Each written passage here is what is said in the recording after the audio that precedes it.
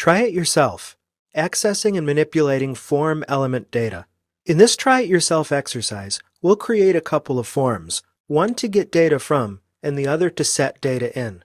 You'll find that when we update the one form, the other form updates as well automatically. You can find the solution files in the book's Code Listings archive in the Hour 13 folder. All of the file names here begin with Hour 1301.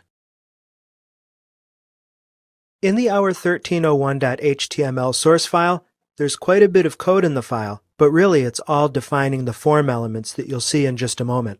Note that we'll need two graphics from the book's Code Listings archive, shield.png and horse.png, that exist not in my Hour 13 folder, but up one level in the root of my project directory. There are also a couple slight misspellings here. You'll notice on line 15, title is misspelled, so I'll quickly correct this.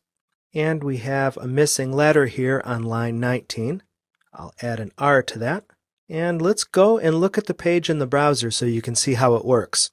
Note we have a button. This left form is where we do our work, and you're going to see those values echoed here on the right side. So when we click time, we can choose an image. We can add to these text and text area fields, specify a gender, registration, yes, no, and number. You can reset or serialize. If you click serialize, the data that you put in the form and has been echoed over on the right gets serialized in a couple of different ways, as you can see here. Quite a bit going on in this file. Let's move over to the JavaScript and take a look at the code. As usual, we have our basic ready function that will implement event handlers to update Form B from Form A's data. In line 2, we have a keyUp handler that's attached to your text input so that when it's changed in the Form A, the value also changes in Form B. The values are retrieved and set by the val method.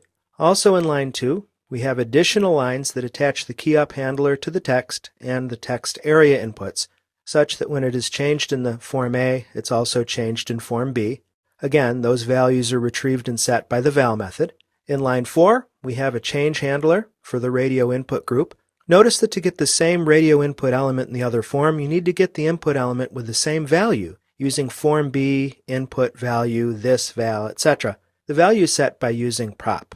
In line 8, we have a click handler that's added to the checkbox in Form A and uses the prop method again to check the same checkbox in Form B when it's clicked. In line 11, we attach a click handler to the select in Form A such that when the selection changes, val can be called and get the value from Form A and put it in Form B. You see a general pattern here, I think.